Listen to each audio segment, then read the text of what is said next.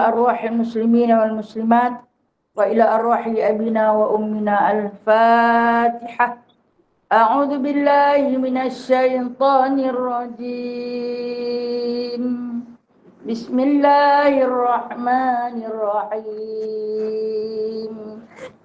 الحمد لله رب العالمين الرحمن الرحيم مالك يوم الدين إياك نعبد وإياك نستعين اهدنا الصراط المستقيم صراط الذين أنعمت عليهم غير المغضوب عليهم ولا الضالين.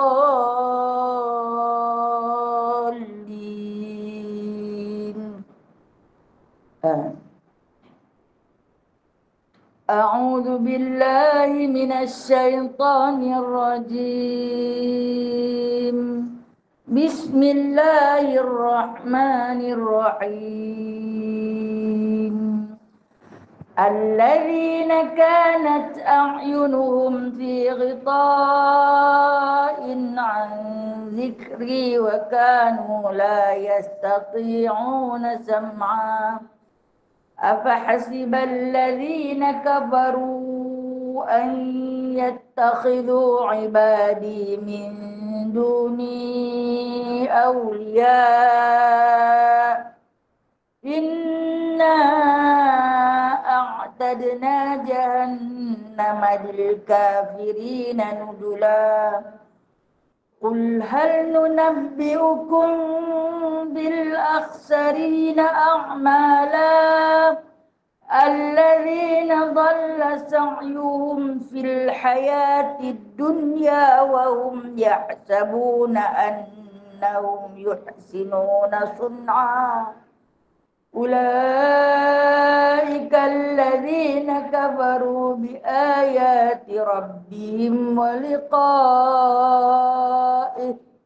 فحبطت أعمالهم فلا نقيم لهم يوم القيامة وزنا ذلك جزاؤهم جهنم بما كفروا واتخذوا آياتي ورسلي هزوا إن الذين آمنوا وعملوا الصالحات كانت لهم جنات الفردوس نزلا خالدين فيها لا يبغون عنها حولا.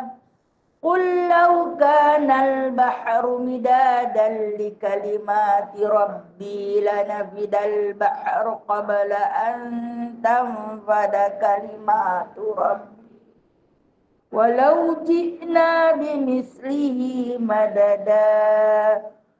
قل إنما أنا بشر مثلكم يوحى إلي أنما إلهكم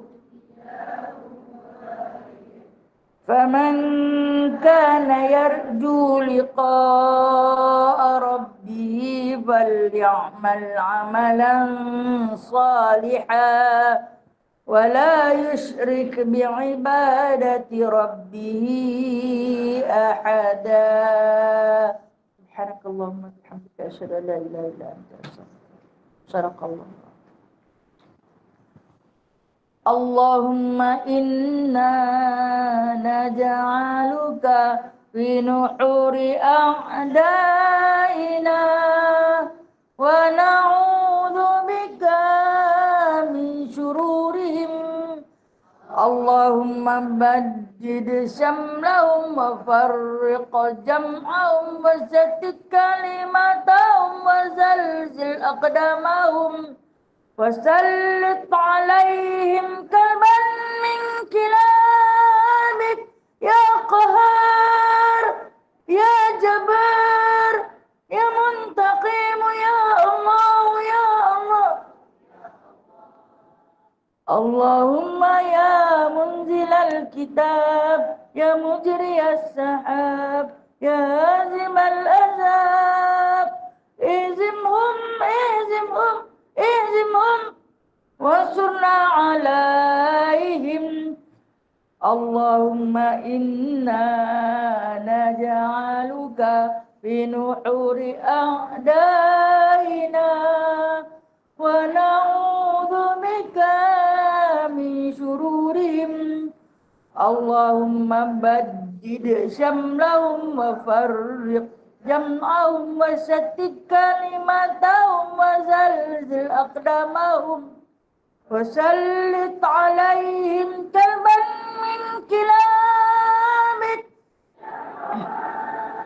يا جبار يا منتقم يا الله يا الله يا الله اللهم يا منزل الكتاب يا مجري السحاب يا هازم الأحزاب اهزمهم اهزمهم اهزمهم wansurna alaihim. Ya Allah, kami letakkan kamu di batang leher musuh-musuh kami, dan kami berlindung denganmu dari kejahatan mereka. Ya Allah, hancurkan kumpulan mereka. Ya Allah, pecahkan pakatan mereka. Ya Allah, leburkan pendirian mereka. Ya Allah, musnahkan langkah mereka. Cengkamkan anjing-anjingmu kepada mereka. Ya Allah yang Maha memaksa, Ya Allah yang Maha perkasa, Ya Allah yang Maha membalas, Ya Allah, Ya Allah, Ya Allah, yang turunkan kitab, yang gerakkan awan, yang tewaskan tentera azab. Kalahkan mereka, kalahkan mereka, kalahkan mereka, dan kemenangan untuk kami. Wassallallahu ala sayyidina Muhammadin. Alhamdulillahirabbil alamin. Amin. Amin ya mujibad du'a is-sa'ilin wa ya qabilat ta'ibin ya rahimad du'afa wal fuqara wal yatama wal masakin. Amin ya rabbal alamin. Bismillahirrahmanirrahim. Rabbi syrah li sadri wa yassir li amri wahlul 'uqdatam min lisani yafqahu qawli. Allahumma shalli ala sayyidina Muhammad wa ala ali sayyidina Muhammad. Rabbi yassir wa la tu'assir, Rabbi tamim bi khair ya karim. Subhanaka la ilma lana illa ma 'allamtana. Innaka antal alimul hakim. Innaka antas sami'ul alim. Innaka antat tawwabur rahim. Amma ba'du fa ya ibadallah. Adapun selepas puji-puji bagi Allah, selawat dan salam ke atas junjungan besar Nabi Muhammad sallallahu alaihi wasallam. Seterusnya kita kembali kepada fitrah kita, manusia yang terlalu banyak dosa. Wajib ke atas kita untuk terus mensyukuri nikmat Allah Azza wa Jalla yang telah pun Allah pinjamkan kepada kita dengan keberkatan, keizinan dan kemuliaan Allah Azza wa Jalla. Dapat lagi pada pagi ini kita kembali untuk sama-sama menyambung mudzakarah kitab 10 sahabat yang dijamin surga, dan mana insya-Allah kita dalam perbincangan tentang susuk seorang sahabat yang begitu indah, yang begitu mulia, yang mana dinamakan dengan nama Talhah bin Ubaidillah.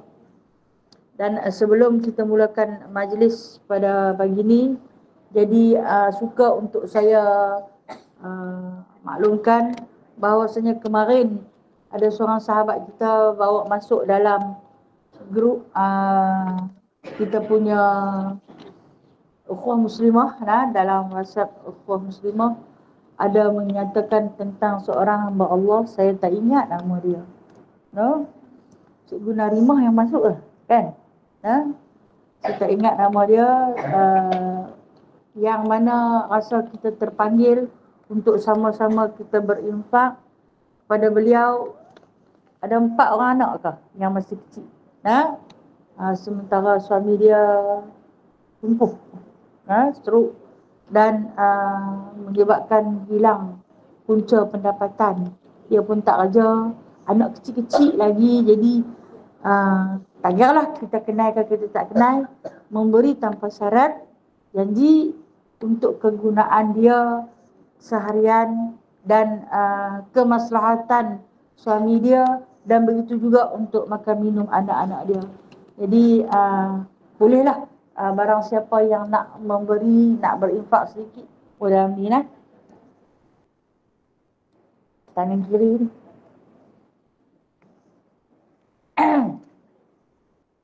Allahumma salli ala sayyidina Muhammad wa ala sayyidina Muhammad. Baik, kita sambung. Kita sambung pengajian kita. Saya tanda ni takut tak kena ni. Cuti sebulan ke lebih.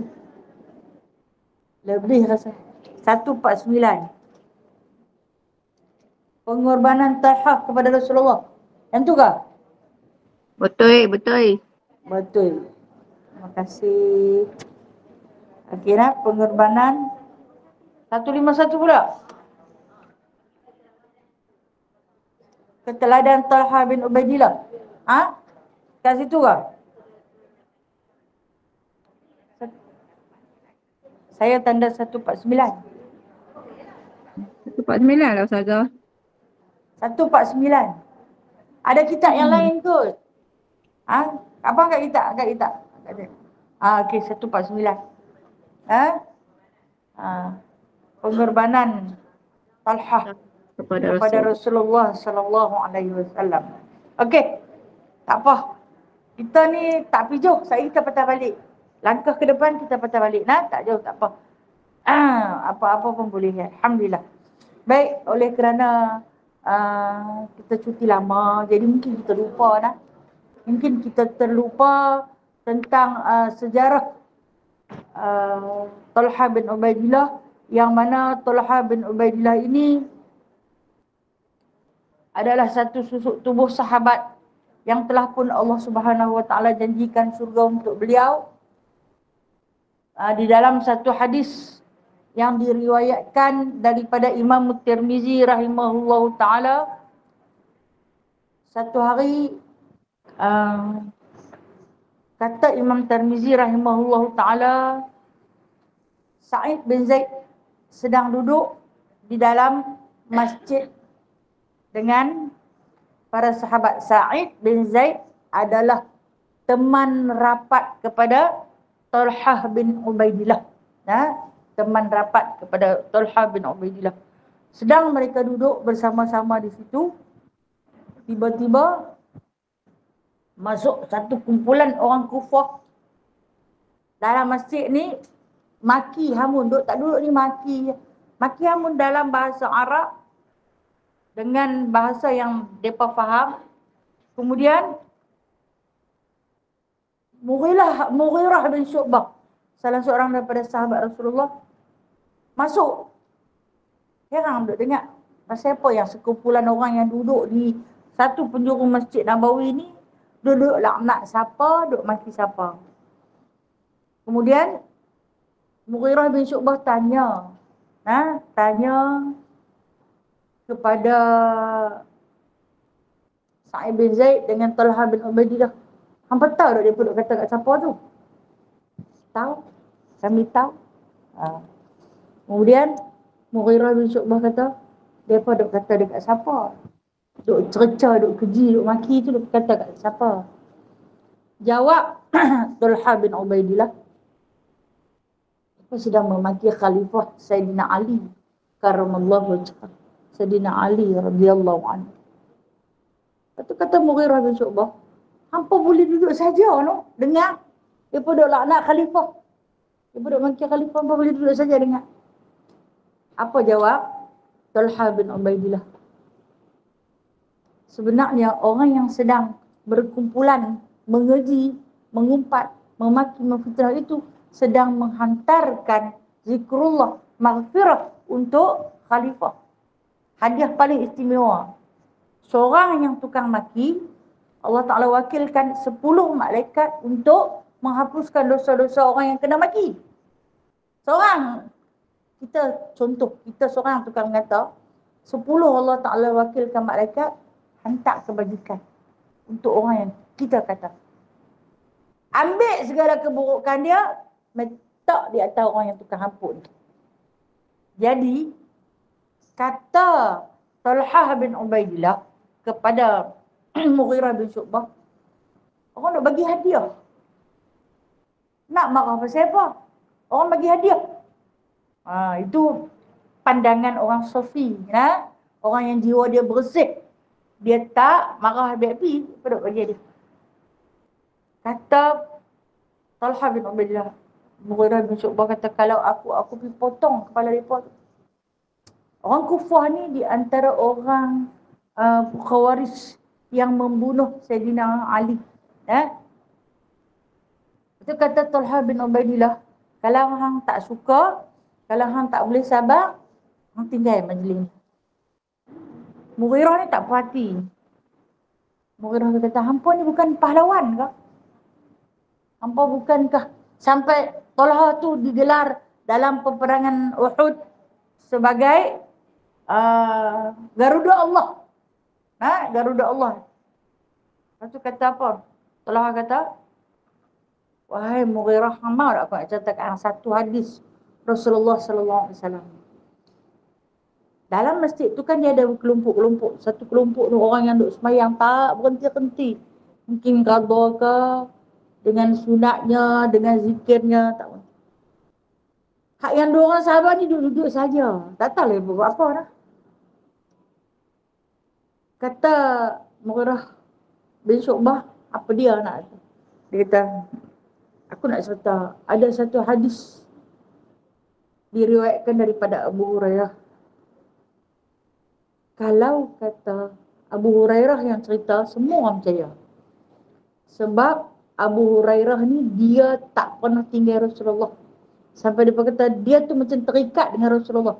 Jadi banyak apa kata-kata Rasulullah dia rakam. Apa yang dikatakan oleh Abu Hurairah, kata Talhah bin Ubaidillah, Rasulullah sallallahu alaihi wasallam bersabda, sesungguhnya debu yang terlekat di hidung orang yang berjuang mempertahankan Allah itu lebih baik daripada amalan orang yang beribadat sepanjang tahun, sekalipun ianya dipanjangkan umur dia macam umur Nabi Allah Nuh 950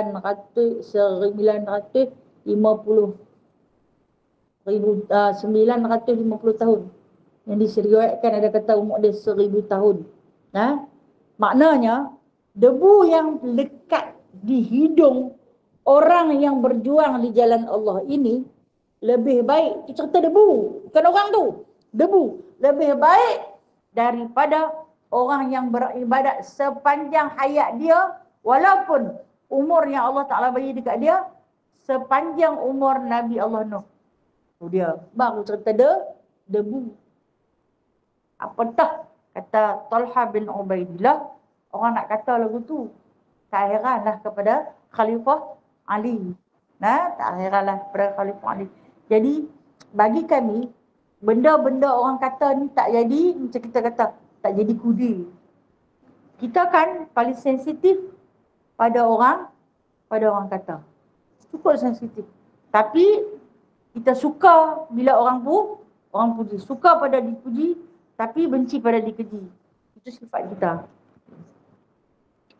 Kisah tentang Talhah bin Ubaidillah ni, di antara pengorbanan Talhah bin Ubaidillah, apabila diingatkan tentang perang Uhud, Abu Bakar radhiyallahu anhu selalu teringat pada Talhah. Ia berkata, perang Uhud adalah harinya Talhah.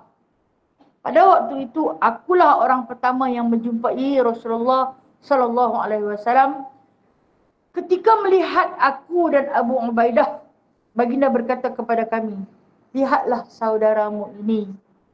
Pada waktu itu aku melihat tubuh Talhah terkena lebih dari 70 tikaman atau panah dan jari tangannya putus. Diceritakan ketika tentera muslimin terdesak mundur dari Rasulullah SAW dalam bahaya akibat kelalaian pemanah-pemanah dalam menjaga pos-pos di bukit. Di saat itu pasukan musyrikin bagai kesetanan bergerak maju untuk menewaskan tentera muslim dan Rasulullah SAW. Terbayang di fikiran mereka kekalahan yang amat memalukan di perang Badar. Mereka masing-masing mencari orang yang pernah membunuh keluarga mereka sewaktu perang Badar dan berniat akan membunuh dan memotong-motong dengan sadis. Semua musyrikin berusaha mencari Rasulullah SAW dengan pedang-pedangnya yang tajam dan mengkilat. Mereka terus mencari Rasulullah SAW, tetapi kaum muslimin dengan sekuat tenaga melindungi Rasulullah SAW, melindungi dengan tubuhnya. Dengan daya upaya, mereka rela terkena sebatan tikaman pedang dan anak panah. Tombak dan panah menghujam mereka, tetapi mereka tetap bertahan melawan kaum musyrikin Quraisy. Hati mereka berucap dengan teguh, aku korbankan ayah ibuku untuk engkau ya Rasulullah. Salah satu di antara mujahidin yang melindungi Nabi SAW ialah Talhah. Ia berpawatakan tinggi kekar. Ia hayunkan pedangnya ke kanan dan ke kiri. Ia melompat ke arah Rasulullah SAW yang tubuhnya berdarah. Dipeluknya beliau dengan tangan kiri dan dadanya. Sementara pedang yang ada di tangan kanannya dihayunkan ke arah lawan yang mengelilinginya bagaikan apa dia tu? Laron yang pemerintah. Okey, tak apa. Yang tidak mempedulikan maut. Alhamdulillah Rasulullah selamat. Talha memang merupakan salah satu pahlawan dalam barisan perang tentera perang Uhud. Ia siap berkorban demi membela Nabi SAW. Kita pun dekat dulu nah. Tentang perjuangan Talhah bin Ubaidillah di dalam peperangan Uhud dicatat di dalam beberapa kitab besar, kitab-kitab sirah Nabi SAW, yang mana dia mendapat satu gelaran sang syahid yang hidup. Dia mendapat gelaran Garuda Allah. Dia mendapat gelaran perisai Rasulullah SAW. Baik, kita ulang balik sikit. Mungkin ada yang terlupa. Kalau yang tak terlupa tu peringat-ingatkan, memperkuatkan ingatan yang mana Talhah bin Ubaidillah ni dia ada hubungan dengan Abu Bakar As-Siddiq. Siapa dia? Dia menantu. Dia menantu Abu Bakar As-Siddiq. Dia berkahwin dengan puteri Abu Bakar yang bernama Ummu Kalsum. Ummu Kalsum. Kita panggil Ummi Kalsum. Ummu Kalsum adalah anak perempuan Abu Bakar, yakni kakak kepada Sayyidatina Aisyah. Dia juga dengan Abu Bakar ni dua pupu. Tok Wan depa, dua beradik. Ayah depa sepupu. Jadi Abu Bakar dengan Talhah ni dua pupu. Dia kahwin pula dengan anak Abu Bakar, menjadikan dia dengan Abu Bakar ni menantulah. Rasulullah pun kahwin dengan anak Abu Bakar. Dia dengan Rasulullah jadi apa? Diras. Dan seorang lagi sahabat yang kita baca sebelum ni, Zubair bin Awam, kahwin dengan Asma. Kan? Kira dia pun ni berbiras-biras. Berbiras-biras. Dan Talhah bin Ubaidillah ini, dia di antara orang yang hebat dalam bidang perniagaan. Dia selalu akan ikut Zubair bin Awam pergi berniaga. Jadi dia menuntut ilmu perniagaan itu melalui Zubair bin Awam. Sampailah dekat-dekat dia nak masuk Islam, dia kata kepada Zubair bin Awam, aku nak pergi jelajah satu kota yang dinamakan kota Busra. Aku nak pergi ke kota Busra kerana di situ dikhabarkan lagi ramai. Lagi ramai orang Kata Zubair bin Awam, jauh Busra tu. Jauh Busra. Tapi ke Syam. Dia kata aku nak cuba nasib ke Busra. Jadi bila dia pergi ke Busra, itulah yang menjadi sebab musabak dia masuk Islam. Ni saya ulang balik cerita ni. Tak apa kan?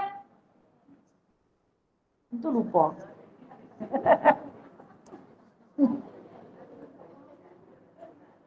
Bila di Busra, dia akan dijumpa cerita dengan seorang pendeta. Pendeta Yahudi yang tanya, siapa yang daripada negara haram? Jadi siapa yang daripada Mekah? Siapa dia? Jadi dia yang kebetulan dagangan dia dah habis awal. Dia kata aku. Dia kata, muncul tak lagi Ahmad? Ahmad ni Ahmad siapa? Dia kata, dia akan muncul, dia akan tinggal di satu negara yang maju, yang subur, yang terbit daripada hasil buminya, garam dan juga kurma. Jadi masa tu Madinah, Rasulullah ada di Mekah lagi. Kemudian dicerita tentang sifat-sifat fizikal Rasulullah sallallahu alaihi wasallam, dan Talhah tak dapat tangkap siapa dia. Bila mana Talhah balik pergi ke Mekah, dia tanya tu ahli keluarga dia, ada cerita baru kah? Ada cerita baru. Lepas tu kata isteri dia, masa tu Ummi Kalsum, ada, dia kata. Ada cerita terbaru yang mana Muhammad mengaku menjadi Rasulullah. Dia dengar dah cerita di Busra tu. Busra tu nak balik main sebulan baru sampai ke Mekah ni. Dia kata, ada yang ikut tak? Dia tak kata biar betul. Dia kata, ada yang ikut tak? Kata Ummi Kalsum, ada. Ayah aku. Dia kata dekat Ummi Kalsum, anti sadiq wa abiki sadiq. Hang pun betul, yang hang lagi betul. Dia keluar dari rumah. Dia kata dia nak pergi jumpa dengan pak mentua dia lah, Abu Bakar. Dia pergi jumpa dengan Abu Bakar. Dia tanya kepada Abu Bakar, macam ni. Abu Bakar, dia tak cerita lagi sejarah dia di pasar Busra tu. Jadi Abu Bakar pun cerita, ya, aku beriman dengan dia dan hang patut beriman dengan dia. Kemudian dia kata, aku beriman. Jadi dia mula-mula tu, dia memang asal-asal syahadah daripada lidah Abu Bakar As-Siddiq. Kemudian Abu Bakar nak meraihkan dia, bawa dia pergi jumpa dengan Rasulullah, dan dia Islam secara rasmi di hadapan Nabi SAW. Bermakna dia antara sahabat yang digelar dengan al-awwalun as-sabiqun.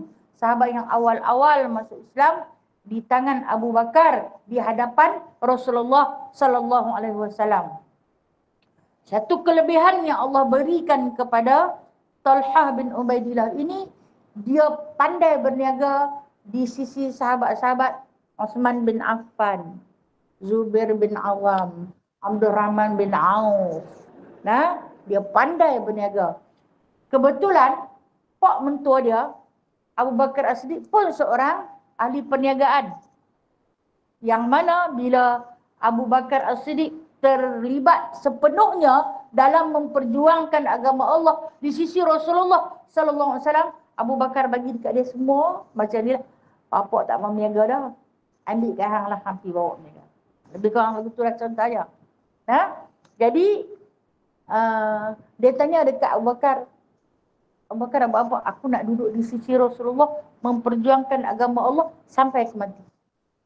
Maknanya barang dagangan Abu Bakar tu diambil dan dia bagi juga.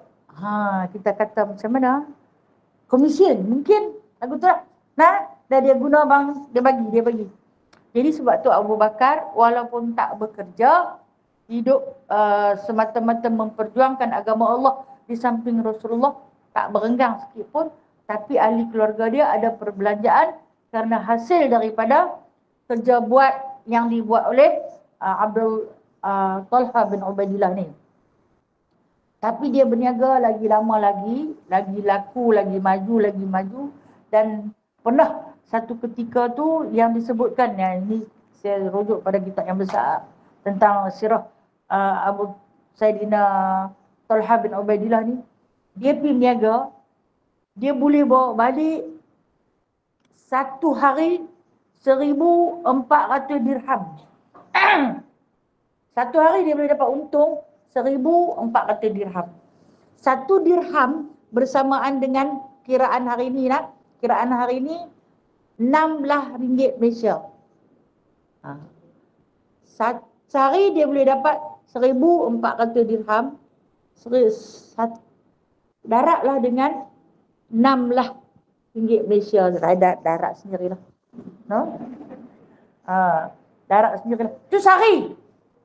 Sehari. Kalau kata nak dihitungkan dengan jumlah yang dia perolehi sebulan, mungkin zaman kita tak ada kot orang sekaya tu.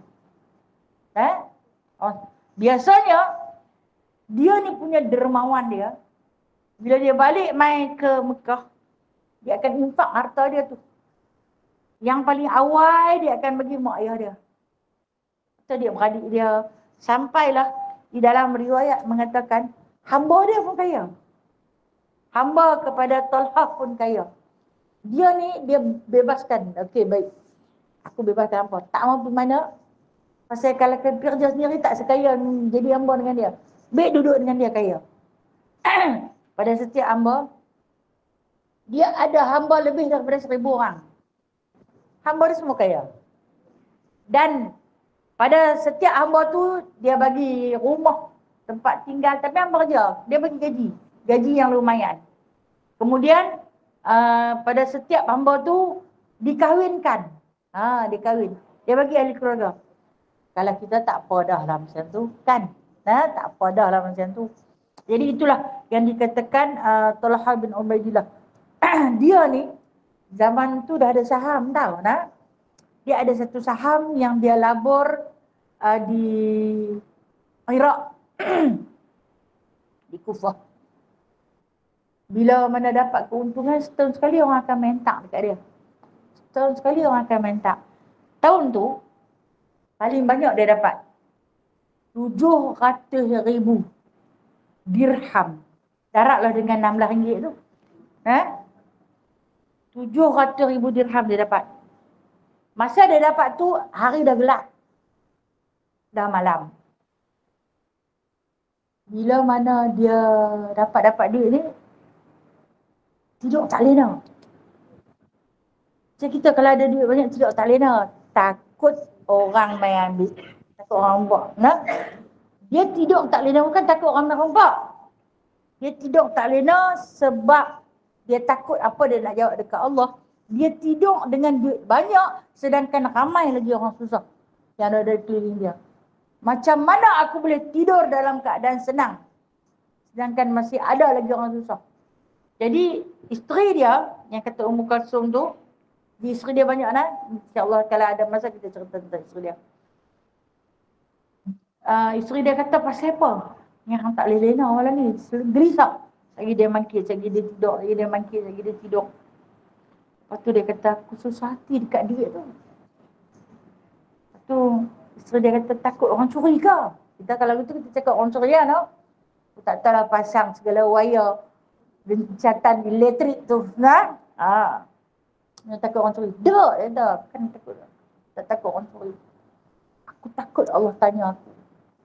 Aku tidur lena. Sedangkan pada aku ada duit yang mana fakir miskin ada di keliling aku yang aku tak tahu lagi. Mana dia tak tahu lah duduk jauh-jauh tu. Tak tahu. Lepas tu kata isteri dia, apa susah? Hang kan ramai hamba. Hang kan ramai hamba.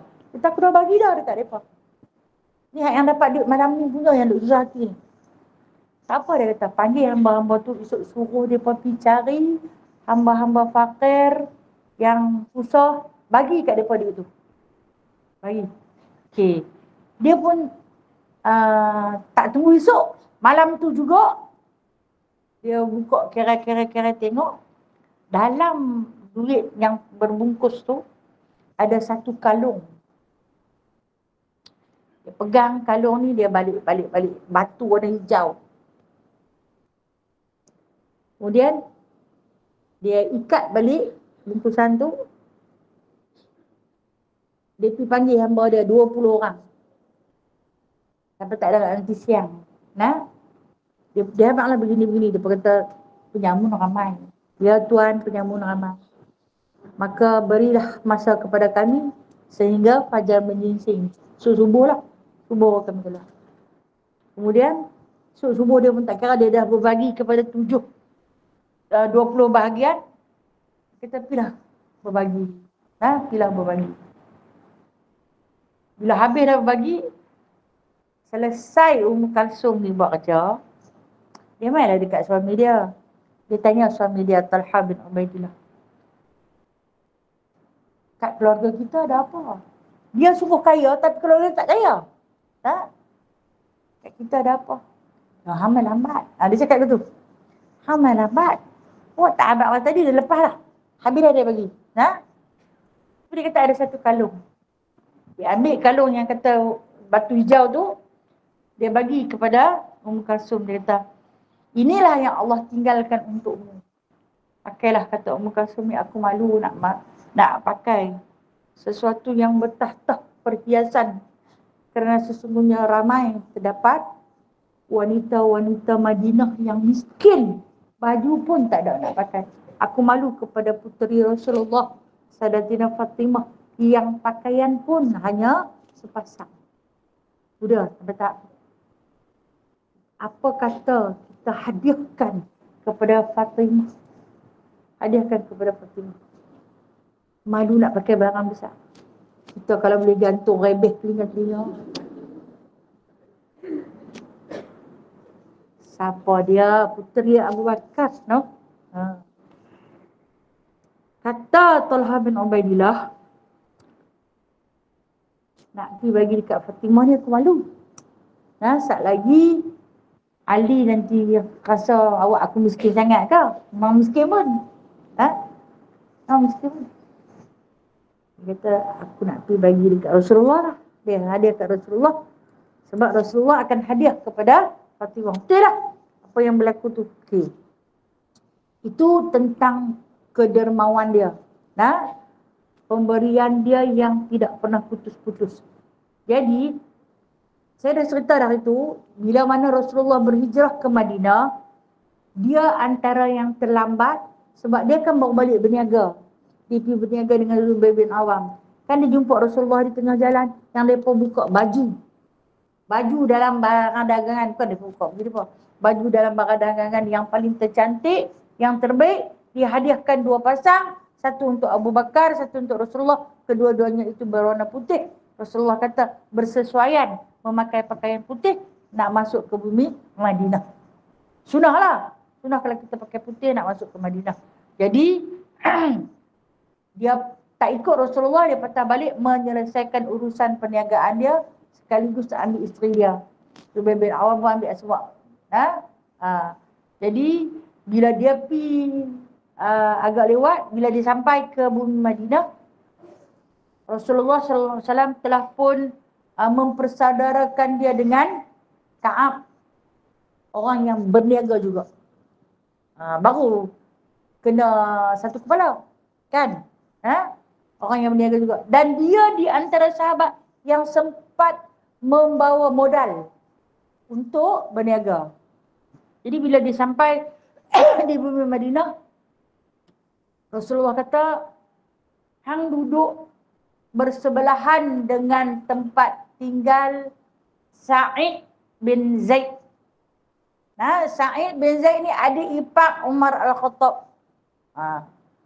Jadi dia paling kancing dengan Sa'id bin Zaid. Paling kancing dengan Sa'id bin Zaid.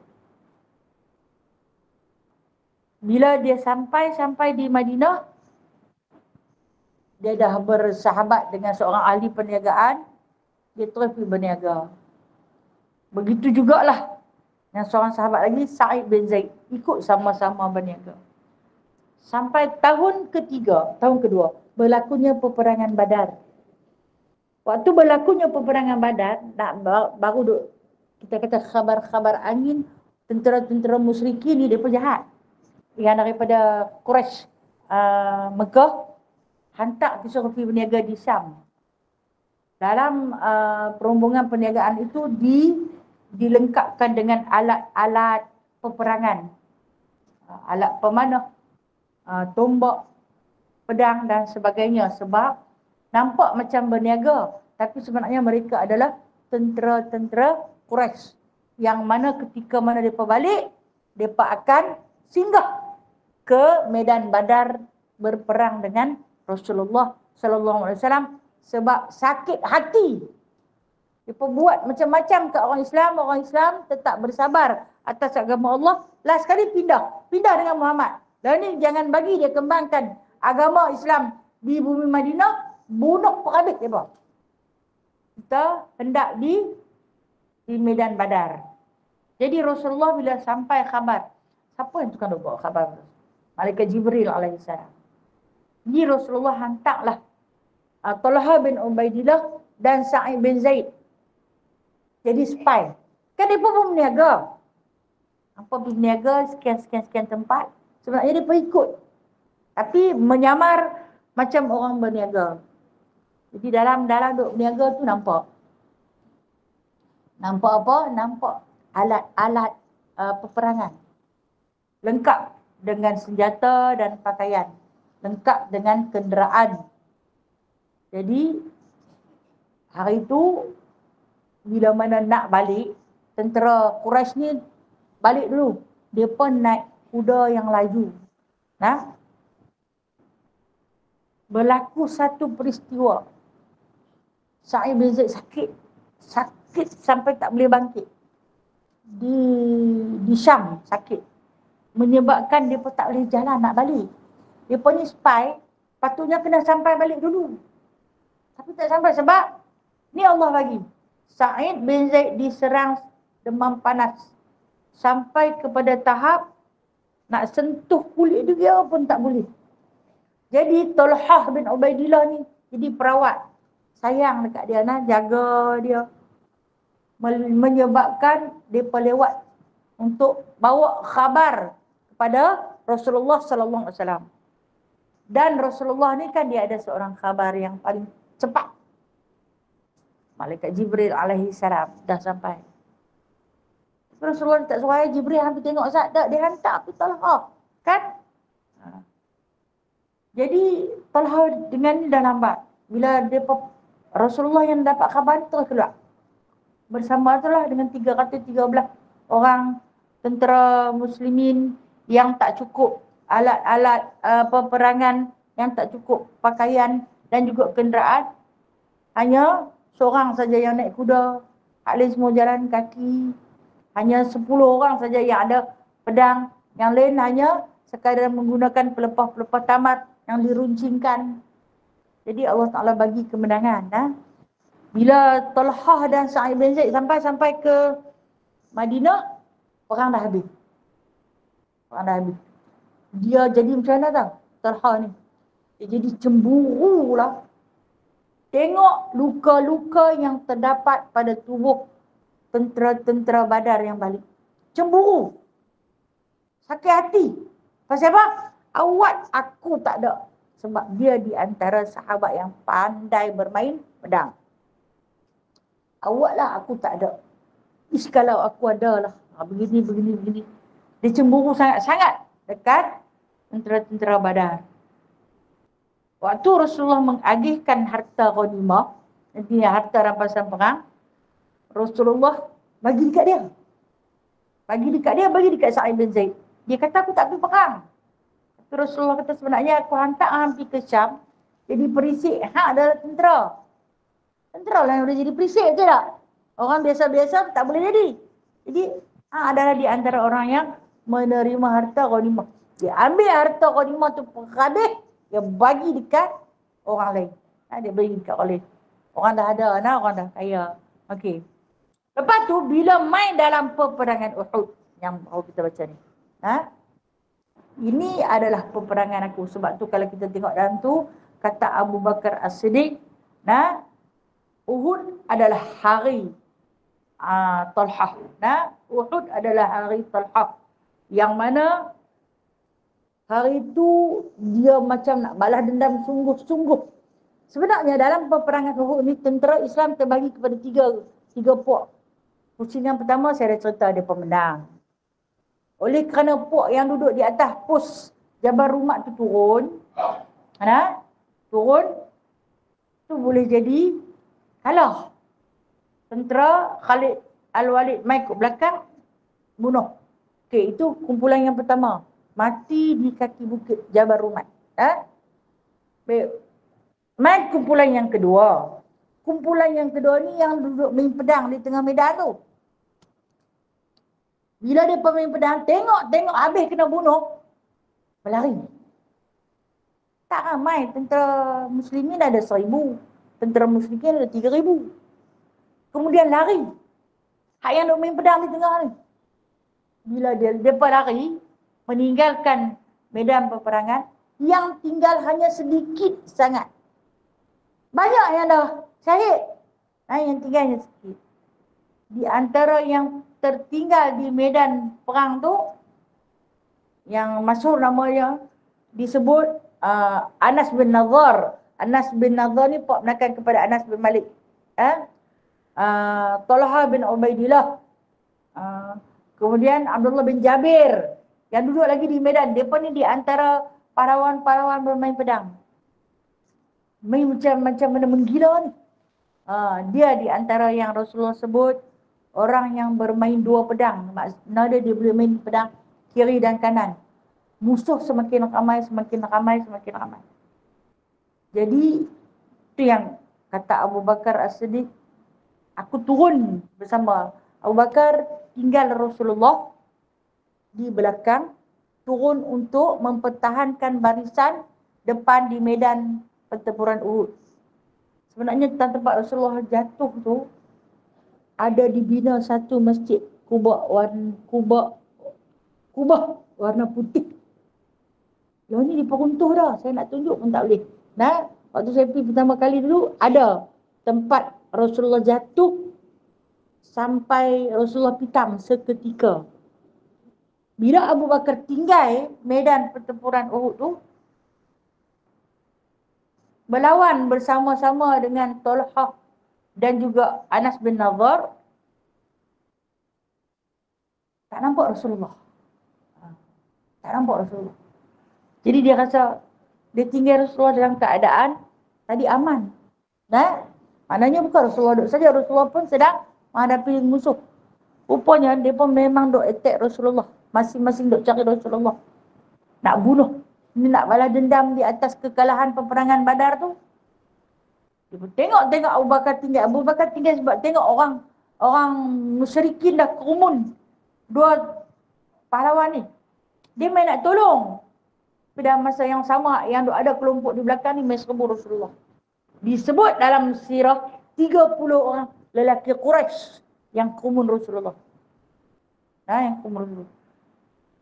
Saat ni Talhah bin Ubaidillah tinggal pertempuran tu, masuk. Dia panggil orang Ansar ni. Orang Ansar ni penduduk tetap Madinah lah. Yang ada jom tinggal. Jom kita pergi tengok Rasulullah. Sebab tak nampak.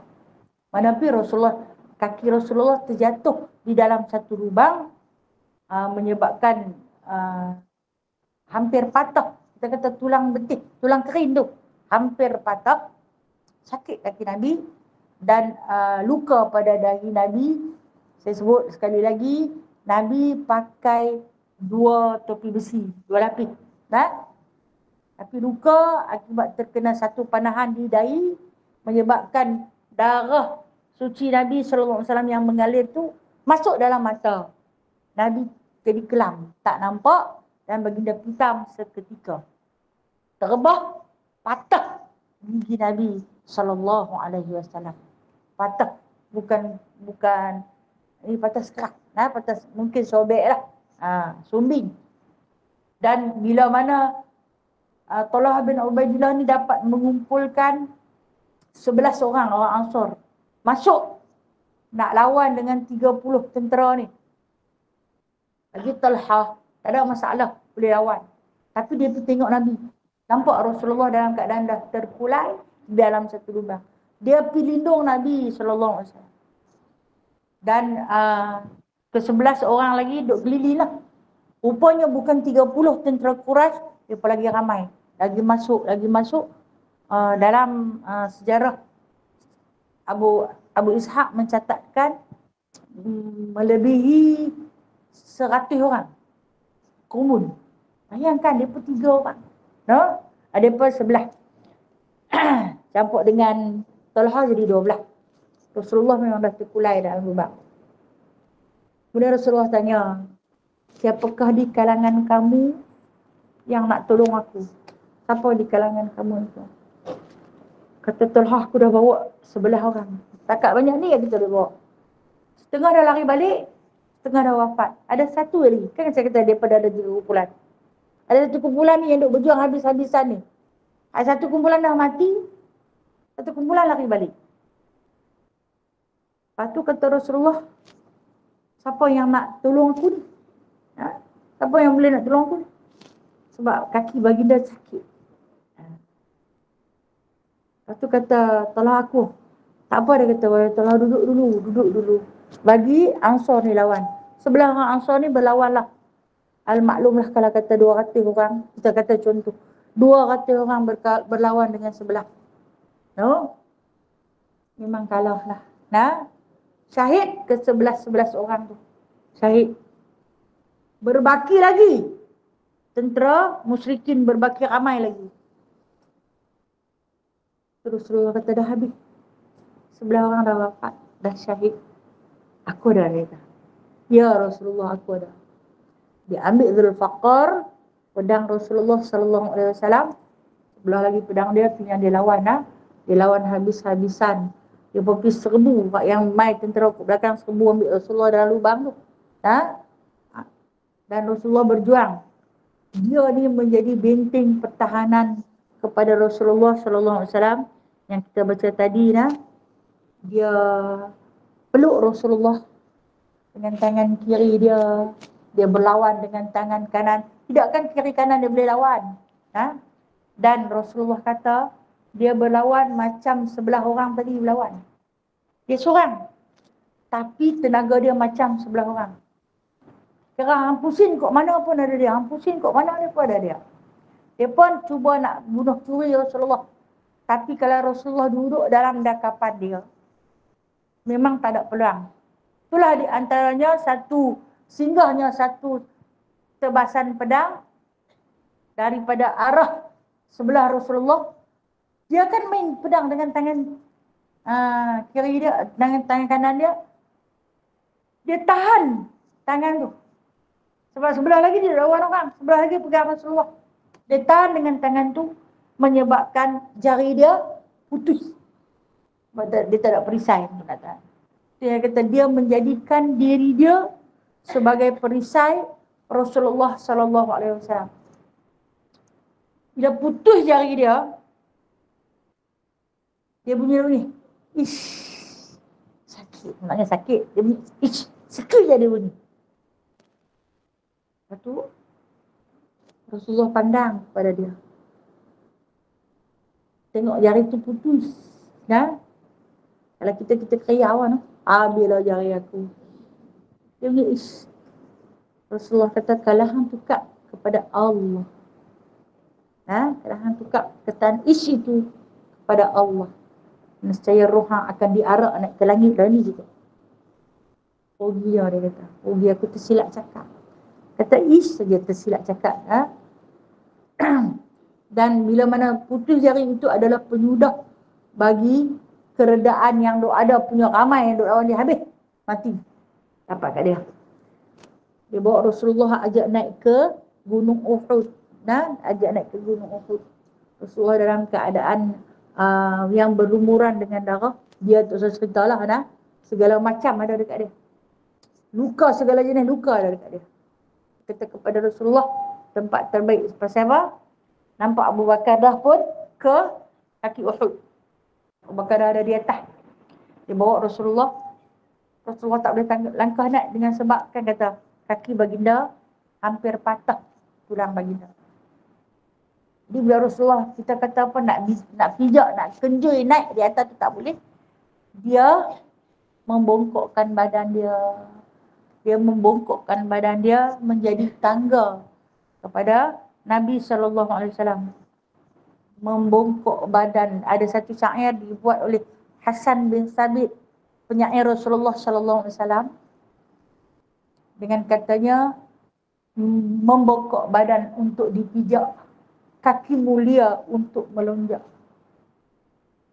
Begitu hebat kamu wahai sahabat yang mengatakan fidaka abi wa umi.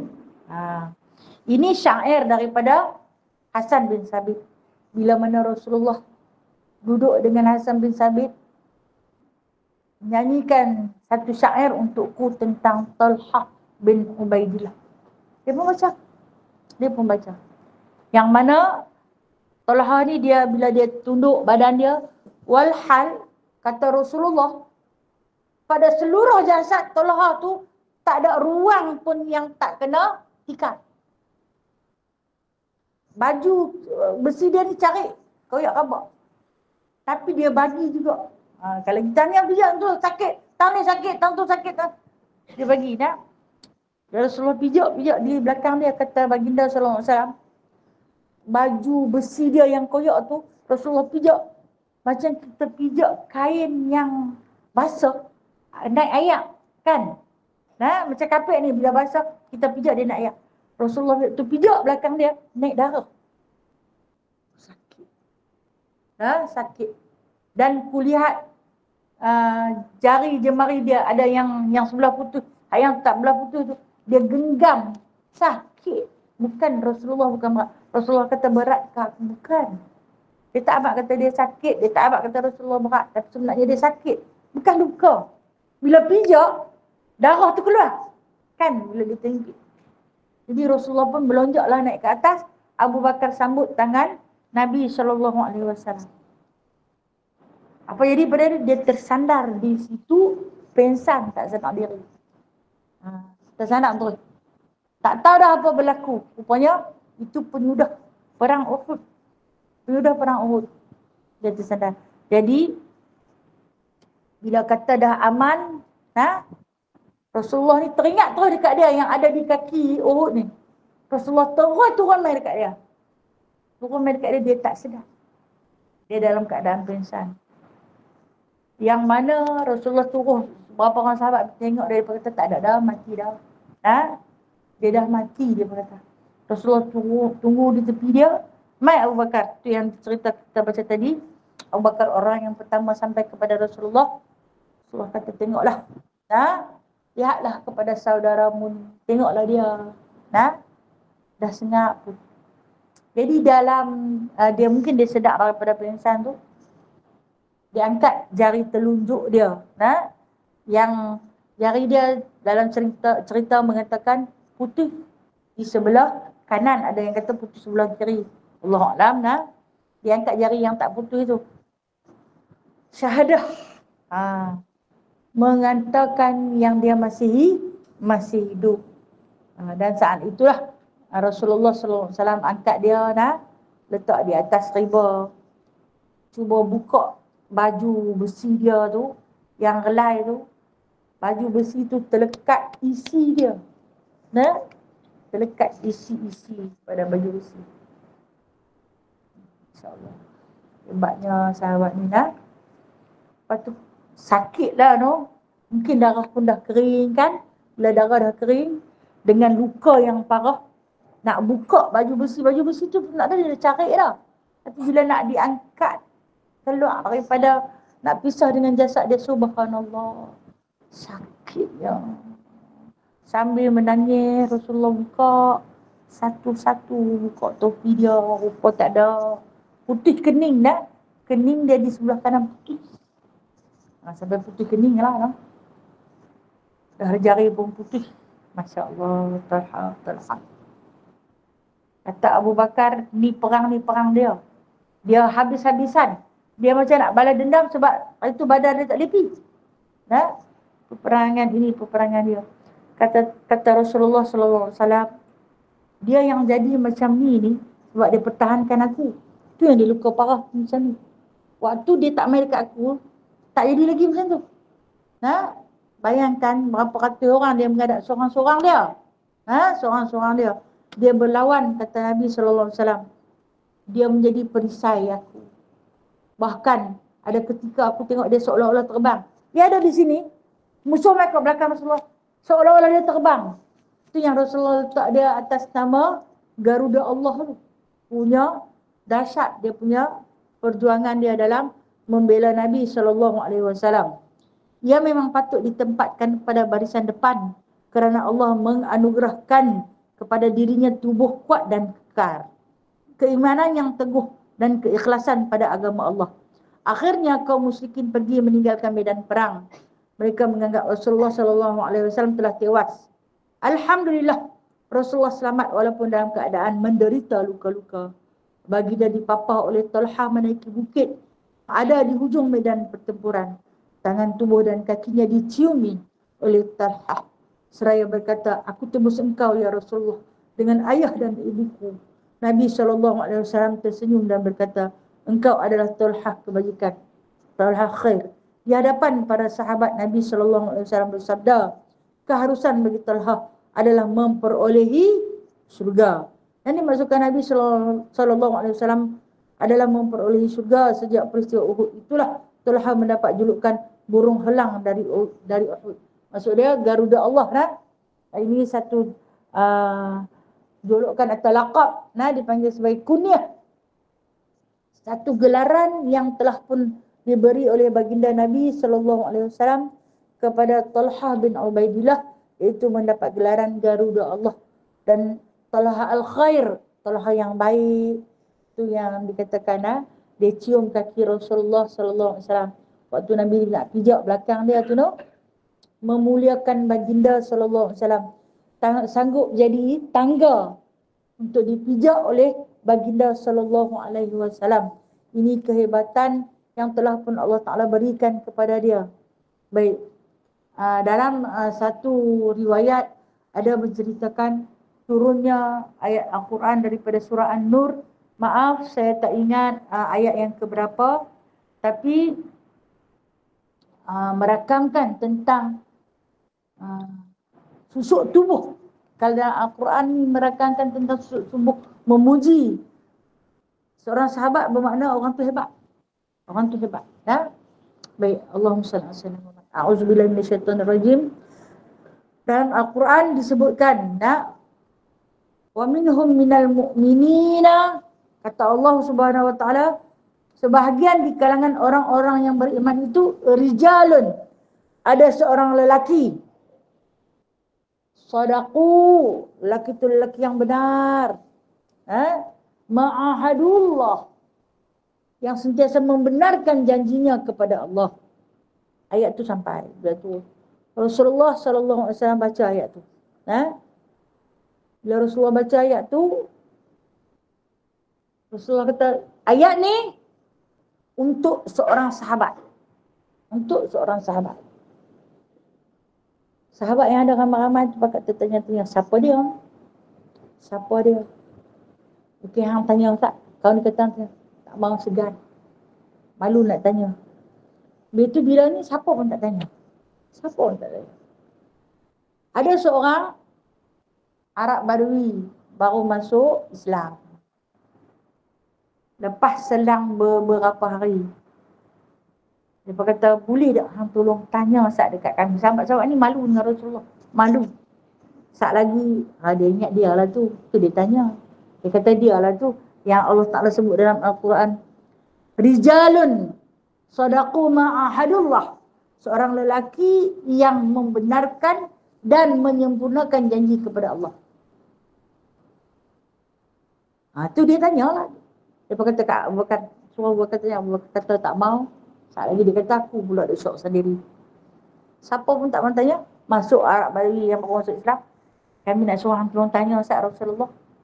Saat lagi waktu kuliah, hang tanya Ustaz, siapa yang Allah maksudkan? Wa minhum minal mu'minina rijalun sadaqu ma'ahadullah. Siapa dia rijal tu? Tanya Ustaz. Kemudian waktu Rasulullah berkuliah, Arab Badui ni dia macam tak ada adab sikit. Tanya tu, ya Rasulullah, tentang ayat ni, siapa dia? Lelaki yang dimasukkan. Rasulullah tak tahu. Rasulullah terus. Dia rasa macam Rasulullah tak dengar. Dia selang mungkin dalam beberapa minit. Dia tanya lagi. Ya Rasulullah, ni aku nak tanya soalan. Siapa dia lelaki yang dimasukkan dalam Al-Quran? Rasulullah tak tahu. Buat tak tahu. Terus Rasulullah berkhutbah. Terus Rasulullah baca. Itu masuk kali ketiga dia bangkit diri. Arab Badui ini dia adabnya kurang. Dia pun kata, tak lagi. Aku tanya, tunggu habis. Kuliah. Tanya ni, tengah-tengah orang kuliah dia tanya. Tak ada adab. Adabnya kurang. Jadi, Talha bin Ubaidillah dia meluat. Dia meluat pasal kau ni tak ada adab. Orang tak dengar Rasulullah ni. Yang hang kalau tanya, dalam bangkit berdiri. Bila dia bangun berdiri, Arab Badui tu bangun berdiri, Talha ni benci dengan suasana kurang adab. Talha bangkit, keluar. Jalan keluar.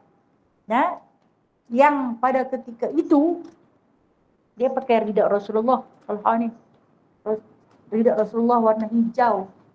Luka di tengah belakang dia yang paling parah. Yang ketentang tempat Rasulullah pijak tu, tak baik lagi. Bersisa darah lekat di ridak yang dia selimut di belakang dia. Jadi Arab Badui ni bila tanya sampai dah bangkit berdiri, Rasulullah berhenti, perhati tengok dia. Rasulullah tunjuk tu dia. Kat siapa? Hak yang duk keluar berjalan. Masa ni Talha tak dengar. Tak dengar lah, dia berjalan keluar. Kan dia meluat.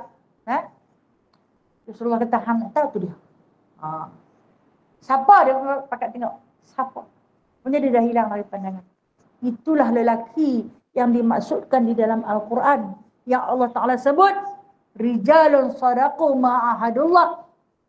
Orang yang paling beriman, yang paling mukmin di sisi Allah, yang diangkatkan darjatnya ke syurga, iaitu lelaki yang benar, yang telah menyempurnakan janjinya dengan Allah. Itu dia. Dia dah keluar lah. Masing-masing nak tengok siapa dia, dia dah jarang keluar. Dia pun tak dan dengar perkataan tu. Dan apabila ditanya kepada Abu Bakar, siapa dia? Abu Bakar kata Talha. Itulah Talha. Talha bin Ubaidillah yang mendapat julukan Fidaka Abi wa Ummi. Dia bila dia lawan, dia kata Fidaka wa Abi wa Ummi. Aku bersumpah di atas nama ibu dan ayahku. Tu Fidaka Abi wa Ummi tu. Aku bersumpah di atas nama ibu dan ayahku. Aku tebus nyawa mereka dengan nyawamu ya Rasulullah. Maksud dia, aku sanggup tukar nyawa mak aku dengan ayahku dengan nyawa Rasulullah. Sebab kalau mak aku dan ayahku mati, mereka tak bawa risalah Islam. Tapi kalau Rasulullah mati, dia bawa risalah Islam. Nescaya sesat umat manusia akhir zaman. Jadi makna dia, mak ayah mati pun tak apa. Pasal apa? Pasal apa tak ada risalah. Tapi kalau Rasulullah mati, kita akan murtad ke semuanya. Jadi dengan sebab dia tebus, tu Rasulullah kata, dia ni paling sahabat yang paling banyak laqab dan kunyah. Ialah laqab ni gelaran, kunyah ni gelaran yang terbaik. Adalah Talha bin Ubaidillah. Gelaran yang paling masyhur, Fidaka Abi wa Ummi. Lepas dia belajar pandai bermain pedang, dia juga di antara yang pandai memanah. Itu yang kata di antara yang boleh memanah tanpa menggunakan anak panah. Dia guna kayu. Dah habis dah anak panah, tinggal kayu. Kayu pun lepas. Dan setiap kali dia lepas panah kayu dia tu, dia kata, Fidaka Abi wa Ummi, Fidaka Abi wa Ummi. Aku tebus nyawa Rasulullah. Aku tukarkan dengan nyawa ibu dan ayahku. Itulah Talha bin Ubaidillah tentang jasa dan pengorbanan yang telah pun dicurahkan kepada baginda Nabi SAW. Habis masa. InsyaAllah kalau ada rezeki kita sambung keteladanan Talha bin Ubaidillah. Dia mendapat gelaran Al-Qarinaini atau sepasang sahabat yang mulia. Kita nak tahu pasal apa dia dapat gelaran Qarinain. Nanti kita akan kumpul. Berapa banyak kunyah? Kunyah ni gelaran, bukan kurnia. Kunyah. Gelaran yang diterima dan sebab-sebab kenapa dia diterima. InsyaAllah ta'ala. Kita akan sambung. Minggu depan saya di Masjid Umar Abdul Aziz. Sebab kami minggu kedua kan. Tapi minggu depan berbetulan dengan Isra' Mi'raj. Saya ada program. Jadi saya tak ada. Saya ada program Isra' Mi'raj. Jadi kalau nak apa-apa program, kena tempah awal sebab orang lain. Jadi mungkinlah kalau majlis Isra' Mi'raj, kalau kita nak buat, kita boleh cari hari lain selagi ada bulan Mi'raj. Sepanjang tahun pun boleh, InsyaAllah Okey. Masya Allah. Kita dapat kutipan pagi ni untuk saudara kita yang telah pun ditimpa musibah, ujian kasih sayang daripada Allah. Kutipan sebanyak RM1,027. Alhamdulillah, terima kasih banyak-banyak. Dan saya nak tanya siapa yang nak boleh serah ni? Mungkin Cikgu Narimah ke? Saya ada kelas, saya tak boleh nak pergi hari ni, saya ada kelas. Ada siapa-siapa dalam ni yang boleh?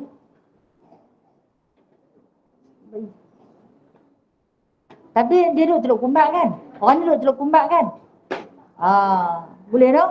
Ada orang lain tak? Lain daripada Kak Rosmah? Siang ke Kak Rosmah? Sebik dah datang tu. Ada orang lain tak selain daripada Kak Rosmah yang boleh pergi?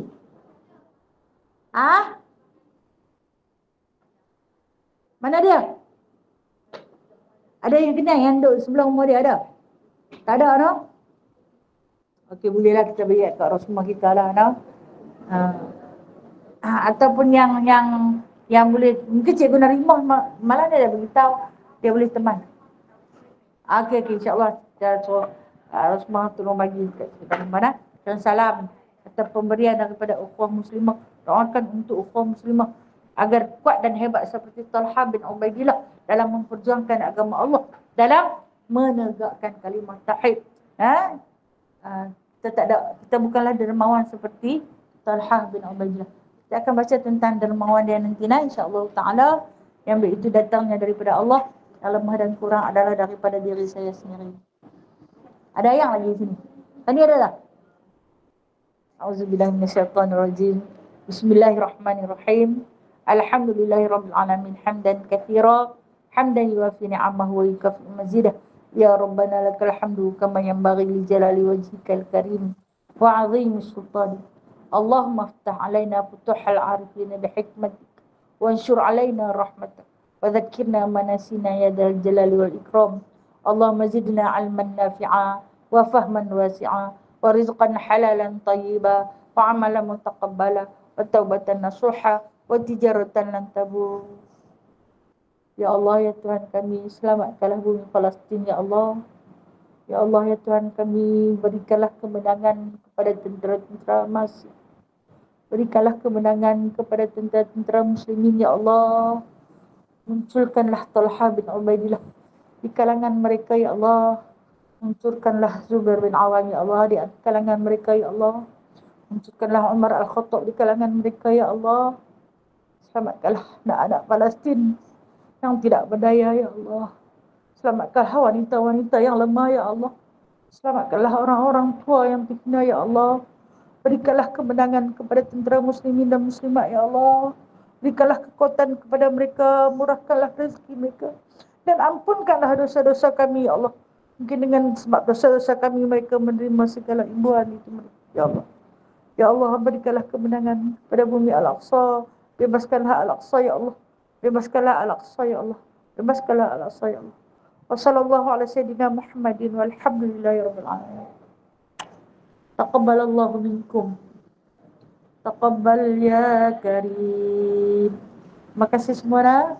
Assalamualaikum warahmatullahi wabarakatuh. Ustazah.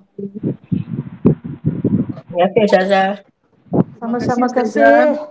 Terima kasih InsyaAllah Ustazah. kita jumpa lagi. Assalamualaikum warahmatullahi wabarakatuh. Sallu ala Nabi sallallahu alaihi wasallam. Waalaikumsalam. Sallallahu alaihi wasallam.